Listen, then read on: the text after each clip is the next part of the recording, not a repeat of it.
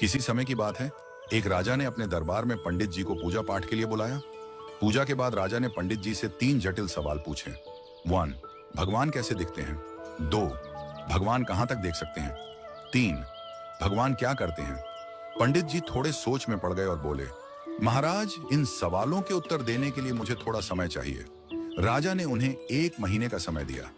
पंडित जी घर लौट आए, लेकिन कई दिनों तक उत्तर नहीं सूझा। उनकी परेशानी देखकर उनका बेटा बोला, पिताजी, आप क्यों चिंतित हैं? पंडित जी ने उसे राजा के सवालों के बारे में बताया। बेटे ने आत्मविश्वास से कहा, पिताजी, आप चिंता न करें, मैं इन सवालों का उत्तर दूंगा। अगले दिन दोनों राजा के दरबार में पहुंचे। राजा ने पंडित जी से पूछा, पंडित जी, आपने मेरे सवालों के जवाब खोज लिए? पंडित जी ने कहा, महाराज, मेरे बेटे ने इन सवालों के उत्तर देने का जिम्मा लिया है। राजा ने पूछा, तो बताओ, पहला सवाल, भगवान कैसे दिखते हैं? पंडित जी के बेटे ने मुस्कुराते हुए कहा, महाराज, कृपया एक कटोरी दूध मंगवाइए। दूध लाया गया। लड़के ने उसमें अपनी उंगली डालकर घुमाना शुरू कर दिया। राजा ने चौंक कर पूछा, ये क्या कर रहे हो? लड़के ने शांत स्वर में कहा, महाराज, क्या आपको इस दूध में मक्खन दिख रहा है? राजा ने सिर हिलाया और कहा, नहीं। लड़के ने उत्तर दिया, मक्खन इस दूध में ही है, लेकिन उसे निकालने के लिए दही जमाकर मथना पड़ता है। ठीक वैसे ही भगवान हर जगह हैं, पर उन्हें देखने के लिए ध्यान, साधना और सेवा का मंथन करना पड़ता है। राजा ने मुस्कुराते हुए कहा, अच्छा उत्तर दिया। अब बताओ, भगवान कहां तक देख सकते हैं?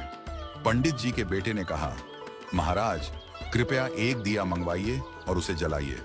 दिया जलाया गया और उसकी रोशनी चारों ओर फैल गई। लड़के ने पूछा, इस दिए की रोशनी कहां तक जा रही है? राजा ने कहा, यह तो पूरे कमरे में फैल रही है। लड़के ने उत्तर दिया, ठीक वैसे ही भगवान की दृष्टि की कोई सीमा नहीं है। जैसे इस दिए की रोशनी हर दिशा में फैलती है और सब कुछ देखती है, वैसे ही भगवान भी हर जगह सब कुछ देख सकते हैं। राजा ने संतुष्ट होकर कहा, बहुत अच्छा उत्तर दिया। अब बताओ, भगवान क्या करते हैं? पंडित जी के बेटे ने मुस्कुराते हुए कहा, महाराज, कृपया कुछ देर के लिए अपना सिंहासन मुझे दे दीजिए और आप नीचे बैठ जाइए।